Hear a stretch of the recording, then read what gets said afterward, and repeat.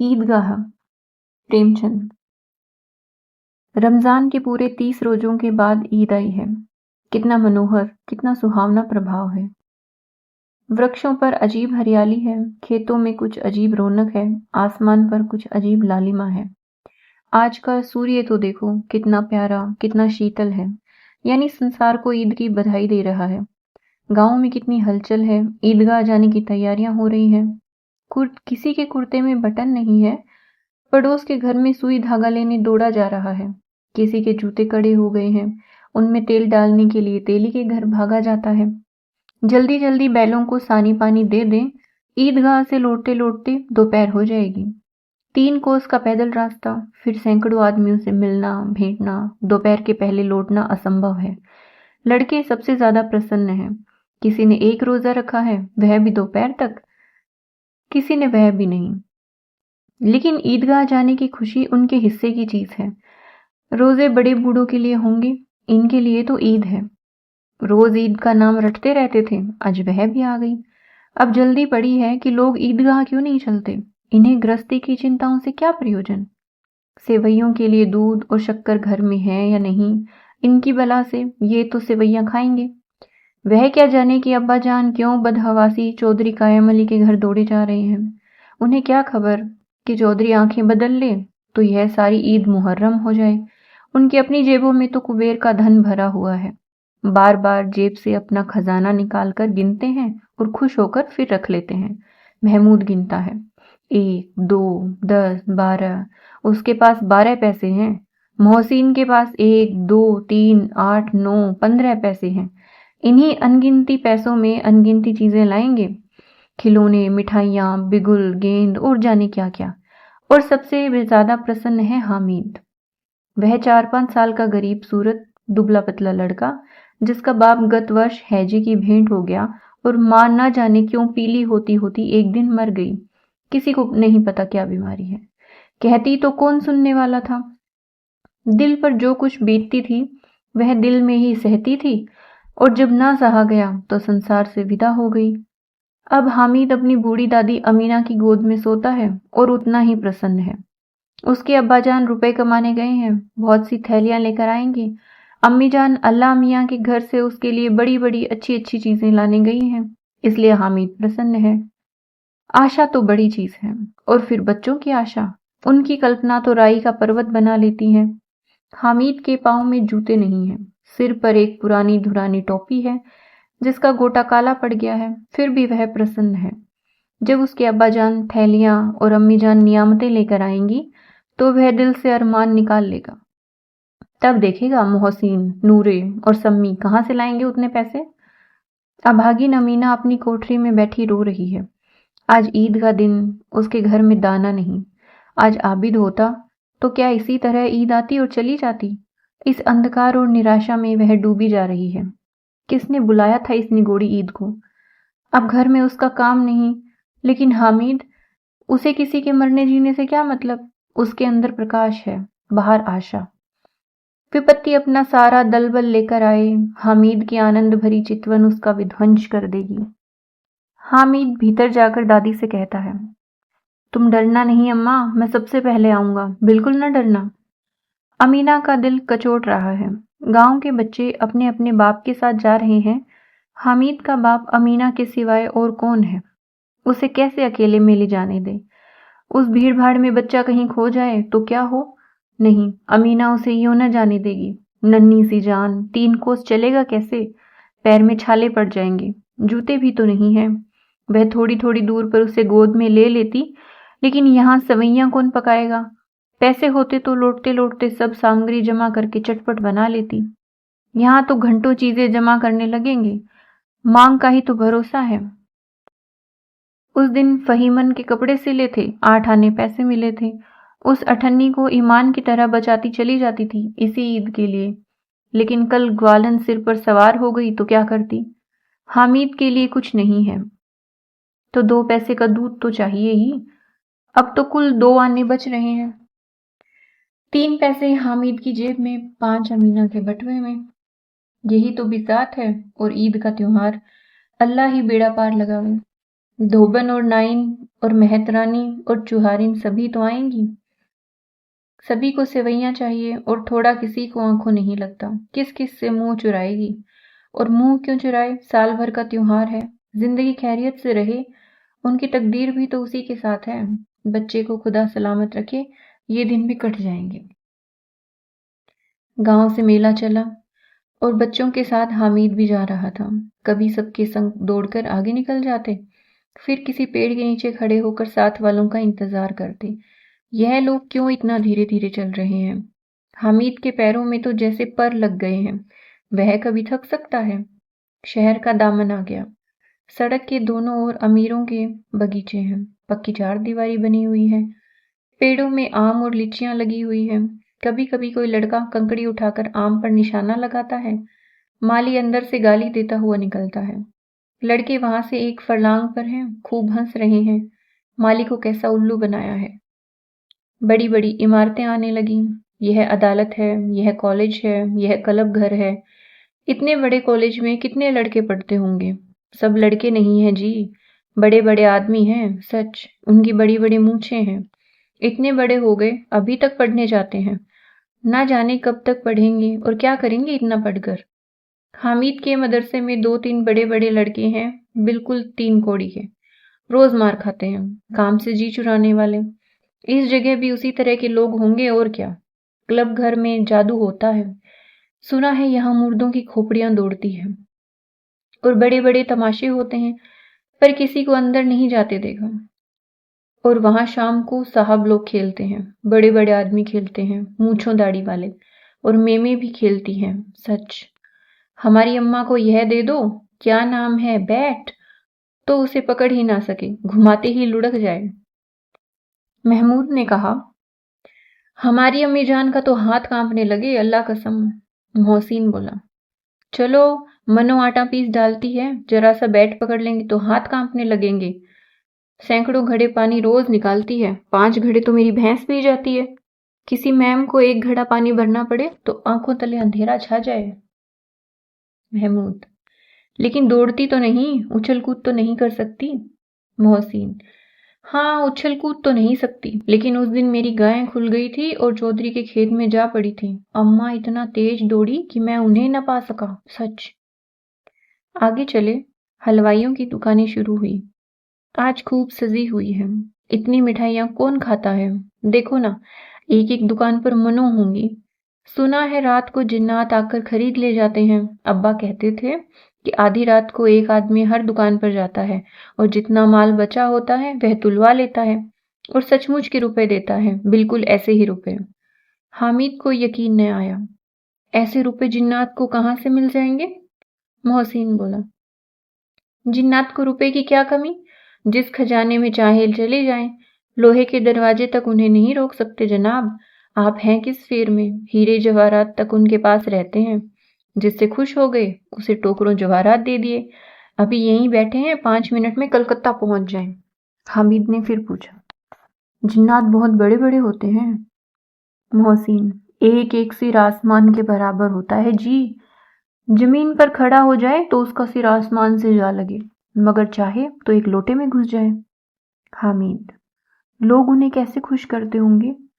कोई मुझे यह मंत्र बता दे तो मैं एक जिन को खुश कर लूं। मोहसिन, अब यह तो मैं नहीं जानता, लेकिन चौधरी साहब के काबू में बहुत से जिन्नात हैं। कोई चीज चोरी हो जाए, चौधरी साहब उसका पता लगा लेंगे और चोर का नाम बता देंगे। जुमराती का बछुआ उस दिन खो गया था, 3 दिन हैरान हुए, कहीं न मिला। तब झक मारकर चौधरी के पास गए। चौधरी ने तुरंत बता दिया, मवेशी खाने में है, और वहीं मिला। जिन्नात आकर उन्हें सारे जहान की खबर दे जाते हैं। अब उसकी समझ में आ गया कि चौधरी के पास क्यों इतना धन है और क्यों उनका इतना सम्मान है। आगे चले। यह पुलिस लाइन है। यहीं सब कांस्टेबल कवायद करते हैं। रैटन, फाय, फोंग। रात को बेचारे घूम घूम कर पहरा देते हैं, नहीं चोरियां हो जाए। मोहसिन ने प्रतिवाद किया, यह कांस्टेबल पहरा देते हैं, तभी तुम बहुत जानते हो। अजी हजरत, यही चोरी करते हैं। शहर के जितने चोर डाकू हैं सब इनसे मिले रहते हैं। रात को ये लोग चोरों से तो कहते हैं चोरी करो, और आप दूसरे मोहल्ले में जाकर जागते रहो पुकारते हैं। तभी इन लोगों के पास इतने रुपए आ जाते हैं। मेरे मामू एक थाने में कांस्टेबल हैं, 20 रुपया महीना पाते हैं, लेकिन 50 रुपए घर भेजते हैं। अल्लाह कसम। मैंने एक बार पूछा था कि मामू आप इतने रुपए कहाँ से पाते हैं? हंसकर कहने लगे, बेटा अल्लाह देता है। फिर आप ही बोले, हम लोग चाहें तो एक दिन में लाखों मार लाएं।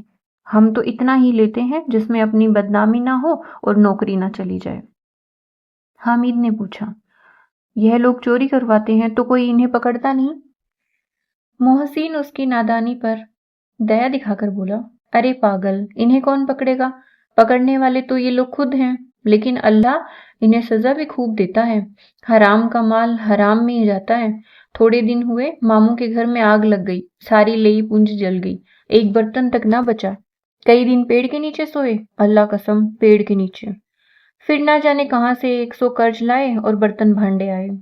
हामिद, 100 तो 50 से ज्यादा होते हैं। कहाँ 50, कहाँ 100। 50 एक थैली भर होता है और 100 तो 2 थैलियों में भी ना आए। अब बस्ती घनी होने लगी। ईदगाह जाने वालों की टोलियां नजर आने लगी, एक ने एक भड़कीले वस्त्र पहने हुए। कोई इक्के तांगे पर सवार, कोई मोटर पर, सभी इत्र में बसे, सभी के दिलों में उमंग। ग्रामीणों का यह छोटा सा दल अपनी विपन्नता से बेखबर, संतोष और धैर्य में मग्न चला जा रहा था। बच्चों के लिए नगर की सभी चीजें अनोखी थी। जिस चीज की ओर ताकते ताकते ही रह जाते, और पीछे से बार बार हॉर्न की आवाज होने पर भी न चेतते। हामिद तो मोटर के नीचे जाते जाते बचा। सहसा ईदगाह नजर आई। ऊपर इमली के घने वृक्षों की छाया है, नीचे पक्का फर्श है जिस पर जाजम बिछा हुआ है, और रोजेदारों की पंक्तियां एक के पीछे एक न जाने कहां तक चली गई है, पक्की जगत के नीचे तक, जहां जाजम भी नहीं है। नए आने वाले आकर पीछे की कतार में खड़े हो जाते हैं, आगे जगह नहीं है। यहाँ कोई धन और पद नहीं देखता, इस्लाम की निगाह में सब बराबर हैं। इन ग्रामीणों ने भी वजू किया और पीछे की ओर पंक्ति में खड़े हो गए। कितना सुंदर संचालन है, कितनी सुंदर व्यवस्था। लाखों सिर एक साथ सजदे में झुक जाते हैं, फिर सबके सब एक साथ खड़े हो जाते हैं, एक साथ झुकते हैं और एक साथ घुटनों के बल बैठ जाते हैं। कई बार यही क्रिया होती है, जैसे बिजली की लाखों बत्तियां एक साथ प्रदीप्त हो जाएं, एक साथ बुझ जाएं, और यही क्रम चलता रहा। कितना अपूर्व दृश्य था, जिसकी सामूहिक क्रियाएं, विस्तार और अनंतता हृदय को श्रद्धा, गर्व और आत्मानंद से भर देती है। मानो भ्रातृत्व का एक सूत्र इन समस्त आत्माओं को एक लड़ी में पिरोए हुए है। नमाज खत्म हो गई है, लोग आपस में गले मिल रहे हैं, तब मिठाई और खिलौने की दुकान पर धावा होता है। ग्रामीणों का यह दल इस विषय में बालकों से कम उत्साही नहीं है। यह देखो, हिंडोला है, 1 पैसा देकर चढ़ जाओ। कभी आसमान पर जाते हुए मालूम होंगे, कभी जमीन पर गिरते हुए। यह चरखी है, लकड़ी के हाथी, घोड़े, ऊंट छड़ों में लटके हुए हैं। 1 पैसा देकर बैठ जाओ और 25 चक्रों का मजा लो। महमूद और मोहसिन और नूरे और समी इन घोड़ों और ऊंट पर बैठते हैं। हामिद दूर खड़ा है, 3 ही पैसे तो हैं उसके पास, अपने कोष का 1/3 जरा सा चक्कर खाने के लिए नहीं दे सकता। सब चरखियों से उतरते हैं, अब खिलौने लेंगे। इधर दुकानों की कतार लगी हुई है, तरह तरह के खिलौने हैं, सिपाही और गुजरिया, राजा और वकील, भिश्ती और धोबिन और साधु। वाह, कितने सुंदर खिलौने हैं। अब बोला ही चाहते हैं। महमूद सिपाही लेता है, खाकी वर्दी और लाल पगड़ी वाला, कंधे पर बंदूक रखे हुए, मालूम होता है अभी कवायद किए चला रहा है। मोहसिन को भिश्ती पसंद आया, कमर झुकी हुई है, ऊपर मशक रखे हुए हैं, मशक का मुंह एक हाथ से पकड़े हुए है, कितना प्रसन्न है, शायद कोई गीत गा रहा है, बस मशक से पानी उड़ेलना ही चाहता है। नूरे को वकील से प्रेम है, कैसी विद्वत्ता है उसके मुख पर। काला चोगा, नीचे सफेद अचकन, अचकन के सामने की जेब में सुनहरी घड़ी, जंजीर, एक हाथ में कानून का पोथा लिए हुए, मालूम होता है अभी किसी अदालत से जिरह या बहस किए चले आ रहे हैं। यह सब 2-2 पैसे के खिलौने हैं। हामिद के पास कुल 3 पैसे हैं। इतने महंगे खिलौने वह कैसे ले? खिलौना कहीं हाथ से छूट पड़े तो चूर चूर हो जाए। जरा पानी पड़े तो सारा रंग धुल जाए। ऐसे खिलौने लेकर वह क्या करेगा, किस काम के? मोहसिन कहता है, मेरा भिश्ती रोज पानी दे जाएगा सांझ सवेरे। महमूद, और मेरा सिपाही घर का पहरा देगा, और कोई चोर आएगा तो फौरन बंदूक से फैर कर देगा। नूरे, और मेरा वकील खूब मुकदमा लड़ेगा। सम्मी, और मेरी धोबिन रोज कपड़े धोएगी। हामिद खिलौनों की निंदा करता है, मिट्टी के ही तो हैं, गिरे तो चकनाचूर हो जाएं। लेकिन ललचाई हुई आंखों से खिलौनों को देख रहा है और चाहता है कि जरा देर के लिए उन्हें हाथ में ले ले। उसके हाथ अनायास ही लपकते हैं, लेकिन लड़के इतने त्यागी नहीं होते, विशेषकर जब अभी नया शौक है। हामिद ललचाता रह जाता है। खिलौने के बाद मिठाइयाँ आती हैं। किसी ने रेवड़ियाँ, किसी ने गुलाब जामुन, किसी ने सोहन हलवा। मजे से खा रहे हैं। हामिद बिरादरी से पृथक है। अभागे के पास 3 पैसे हैं, क्यों नहीं कुछ लेकर खाता? ललचाई आंखों से सबकी ओर देखता है। मोहसिन कहता है, हामिद रेवड़ी ले जा, कितनी खुशबूदार है। हामिद को संदेह हुआ ये केवल क्रूर विनोद है, मोहसिन इतना उदार नहीं। लेकिन यह जानकर भी वह उसके पास जाता है। मोहसिन दोने से एक रेवड़ी निकालकर हामिद की ओर बढ़ाता है। हामिद हाथ फैलाता है। मोहसिन रेवड़ी अपने मुंह में रख लेता है। महमूद, नूरे और सम्मी खूब तालियां बजा बजा कर हंसते हैं। हामिद खिसिया जाता है। मोहसिन, अच्छा अब की जरूर देंगे हामिद, अल्लाह कसम ले जाओ। हामिद, रखे रहो, क्या मेरे पास पैसे नहीं हैं? सम्मी, 3 ही पैसे तो हैं, 3 पैसे में क्या क्या लोगे? महमूद, हमसे गुलाब जामुन ले जाओ हामिद, मोहसिन बदमाश है। हामिद, मिठाई कौन बड़ी नेबत है, किताब में इसकी कितनी बुराइयां लिखी हैं। मोहसिन, लेकिन दिल में कह रहे होंगे कि मिले तो खा ले, अपने पैसे क्यों नहीं निकालते? महमूद, हम समझते हैं इसकी चालाकी, जब हमारे सारे पैसे खर्च हो जाएंगे तो हमें ललचा ललचा कर खाएगा। मिठाइयों के बाद कुछ दुकानें लोहे की चीजों की, कुछ गिलट और कुछ नकली गहनों की। लड़कों के लिए यहाँ कोई आकर्षण न था, वे सब आगे बढ़ जाते हैं। हामिद लोहे की दुकान पर रुक जाता है। कई चिमटे रखे हुए थे। उसे ख्याल आया, दादी के पास चिमटा नहीं है। तवे से रोटियां उतारती है तो हाथ जल जाता है। अगर वह चिमटा ले जाकर दादी को दे दे तो वह कितना प्रसन्न होंगी। फिर उनकी उंगलियां कभी न जलेंगी। घर में एक काम की चीज हो जाएगी। खिलौने से क्या फायदा? व्यर्थ में पैसे खराब होते हैं, जरा देर की तो खुशी होती है, फिर तो खिलौनों को कोई आंख उठाकर नहीं देखता। यह तो घर पहुंचते पहुंचते टूट फूट बराबर हो जाएंगे। यह छोटे बच्चे जो मेले में नहीं आए हैं, जिद करके ले लेंगे और तोड़ डालेंगे। चिमटा कितने काम की चीज है। रोटियां तवे से उतार लो, चूल्हे में सेक लो, कोई आग मांगने आए तो चटपट चूल्हे से आग निकाल कर दे दो। अम्मा बेचारी को कहाँ फुर्सत है कि बाजार आए और इतने पैसे कहाँ मिलते हैं, रोज हाथ जला लेती हैं। हामिद के साथी आगे बढ़ गए। सबील पर सबके सब शरबत पी रहे हैं। देखो सब कितने लालची हैं, इतनी मिठाइयां ली, मुझे किसी ने भी ना दी। उस पर कहते हैं मेरे साथ खेलो, मेरा यह काम करो। अब अगर किसी ने कोई काम करने को कहा तो पूछूंगा, खाए मिठाइयां, आप मुंह सड़ेगा, फोड़े फुंसियां निकलेंगी, आप ही जुबान चटोरी हो जाएगी। तब घर से पैसे चुराएंगे और मार खाएंगे। किताब में झूठी बातें थोड़ी ही लिखी है, मेरी जुबान क्यों खराब होगी? अम्मा चिमटा देखकर ही दौड़कर मेरे हाथ से ले लेंगी और कहेंगी, मेरा बच्चा अम्मा के लिए चिमटा लाया है। कितना सुंदर लड़का है, कितना अच्छा लड़का है। इन लोगों के खिलौने पर कौन इन्हें दुआएं देगा? बड़ों की दुआएं सीधे अल्लाह के दरबार में पहुंचती हैं और तुरंत सुनी जाती हैं। मेरे पास पैसे नहीं है, तभी तो मोहसिन और महमूद यूं मिजाज दिखाते हैं। मैं भी इनसे मिजाज दिखाऊंगा। खेले खिलौने और खाए मिठाइयां, मैं नहीं खेलता खिलौने। किसी का मिजाज क्यों सहूं? मैं गरीब सही, किसी से कुछ मांगने तो नहीं जाता। आखिर अब्बा जान कभी न कभी आएंगे, अम्मा भी आएंगी ही। फिर इन लोगों से पूछूंगा कितने खिलौने लोगे, एक एक को टोकरियों खिलौने दूं और दिखा दूं कि दोस्तों के साथ इस तरह का सलूक किया जाता है। यह नहीं कि 1 पैसे की रेवड़ियां ली तो चिढ़ा चिढ़ा कर खाने लगे। सबके सब खूब हंसेंगे कि हामिद ने चिमटा लिया है। हंसे मेरी बला से। उसने दुकानदार से पूछा, यह चिमटा कितने का है? दुकानदार ने उसकी ओर देखा और कोई आदमी साथ न देखकर कहा, तुम्हारे काम की चीज नहीं है जी। बिकाऊ है कि नहीं? बिकाऊ क्यों नहीं है? और यहाँ क्यों लाद लाए हैं? तो बताते क्यों नहीं कै पैसे का है? 6 पैसे लगेंगे। हामिद का दिल बैठ गया। ठीक ठीक 5 पैसे लगेंगे, लेना हो तो लो, नहीं तो चलते बनो। हामिद ने कलेजा मजबूत करके कहा। 3 पैसे लोगे?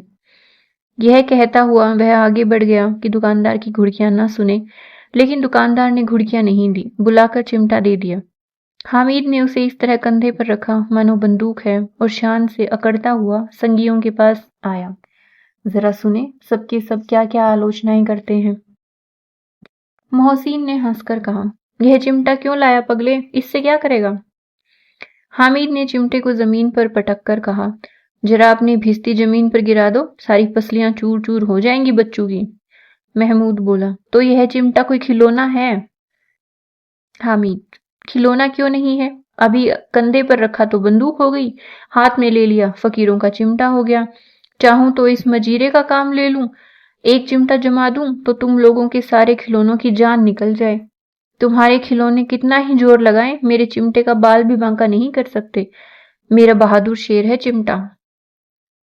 सम्मी ने खंजरी ली थी, प्रभावित होकर बोला, मेरी खंजरी से बदलोगे? 2 आने की है। हामिद ने खंजरी की ओर उपेक्षा से देखा। मेरा चिमटा चाहे तो तुम्हारी खंजरी का पेड़ फाड़ डाले। बस एक चमड़े की झिल्ली लगा दी, ढब ढब बोलने लगी।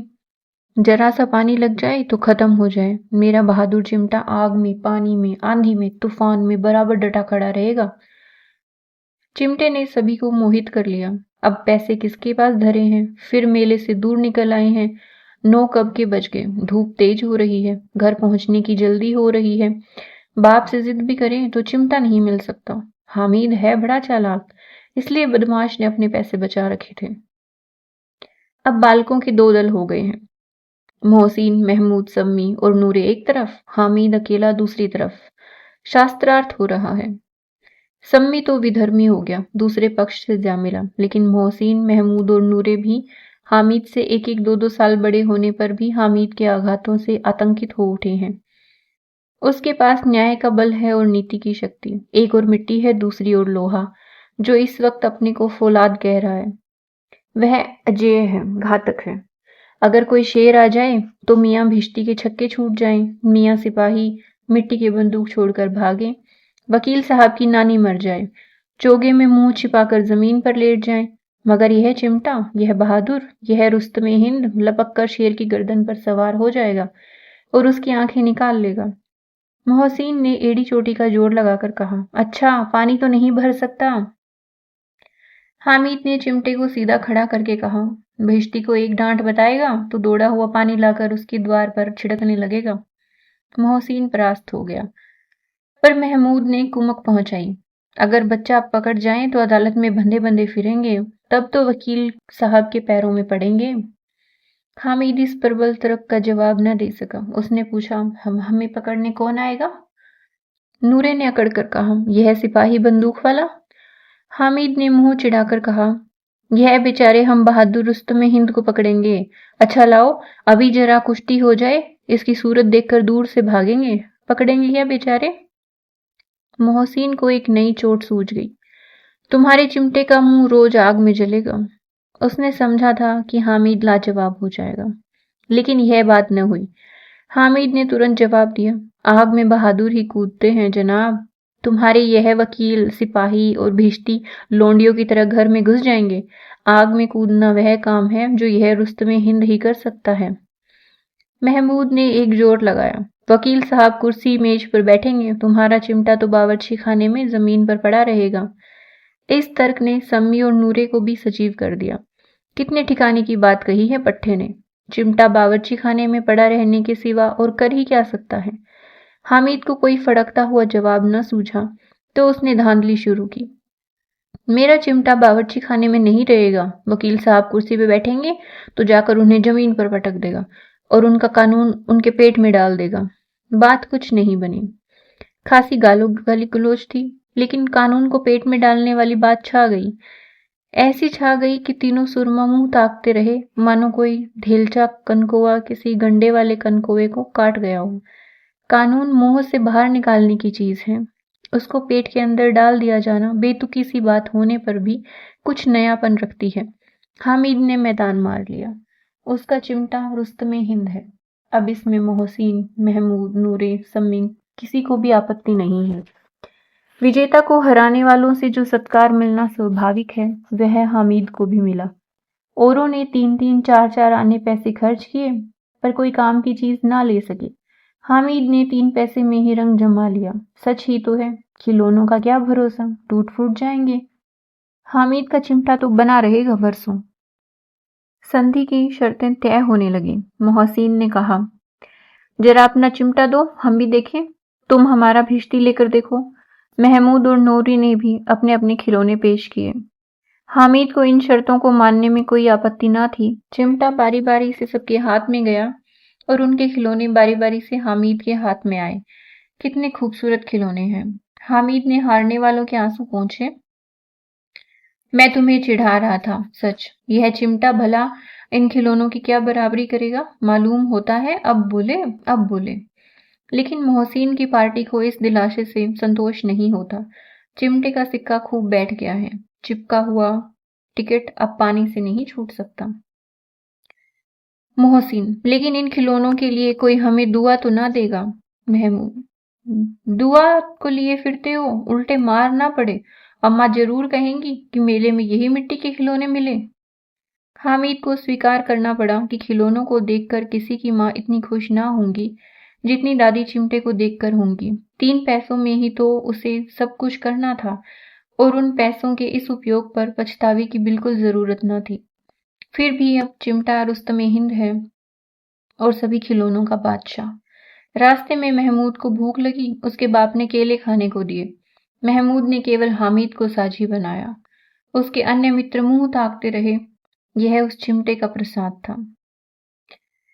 11 बजे गांव में हलचल मच गई। मेले वाले आ गए। मोहसिन की छोटी बहन ने दौड़कर भिश्ती उसके हाथ से छीन लिया और मारे खुशी के जा उछली तो मियाँ भिश्ती नीचे आ गिरे और सुरलोक सिधरे। इस पर भाई बहन में मारपीट हुई। दोनों खूब रोए। उनकी अम्मा यह शोर सुनकर बिगड़ी और दोनों को ऊपर से 2-2 चांटे और लगाए। मियाँ नूरे के वकील का अंत उनके प्रतिष्ठानुकूल इससे ज्यादा गौरव में हुआ। वकील साहब पर या ताक पर तो नहीं बैठ सकता। उसकी मर्यादा का विचार तो करना ही पड़ेगा। दीवार में खूंटियां गाड़ी गई। उन पर लकड़ी का एक पटरा रखा गया। पटरे पर कागज का कालीन बिछाया गया। वकील साहब राजा भोज की भांति सिंहासन पर विराजे। नूरे ने उन्हें पंखा झलना शुरू किया।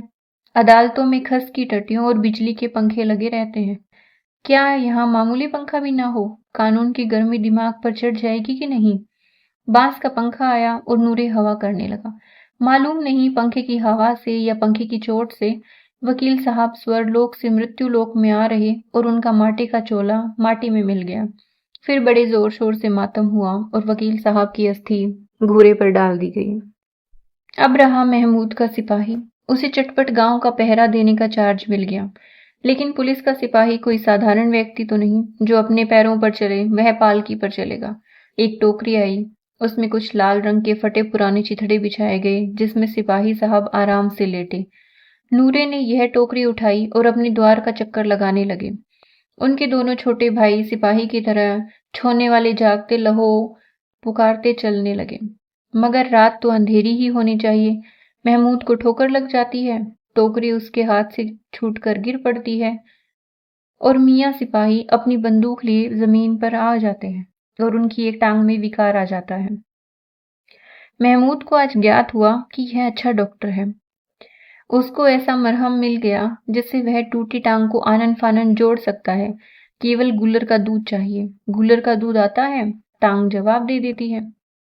शल्य क्रिया असफल हुई तब उसकी दूसरी टांग भी तोड़ दी जाती है। अब कम से कम एक जगह आराम से बैठ तो सकता है। एक टांग से तो न चल सकता है न बैठ सकता। अब वह सिपाही सन्यासी हो गया। अपनी जगह पर बैठा बैठा पहरा देता है। कभी कभी देवता भी बन जाता है। उसके सिर का झालरदार साफा खुरच दिया गया है। अब उसका जितना रूपांतर चाहो कर सकते हो। कभी कभी तो उससे बाट का काम भी लिया जाता है। अब मियाँ हामिद का हाल सुनिए। अमीना उसकी आवाज सुनते ही दौड़ी और उसे गोद में उठाकर प्यार करने लगी। सहसा उसके हाथ में चिमटा देखकर वह चौंकी। यह चिमटा कहाँ था? मैंने मोल लिया है। कै पैसे में? 3 पैसे दिए। अमीना ने छाती पीट ली। यह कैसा बेसमझ लड़का है कि दोपहर हुआ, न कुछ खाया न पिया, लाया क्या, चिमटा? सारे मेले में तुझे और कोई चीज न मिली जो यह लोहे का चिमटा उठा लाया? हामिद ने अपराधी भाव से कहा। तुम्हारी उंगलियां तवे से जल जाती थी, इसलिए मैंने इसे ले लिया।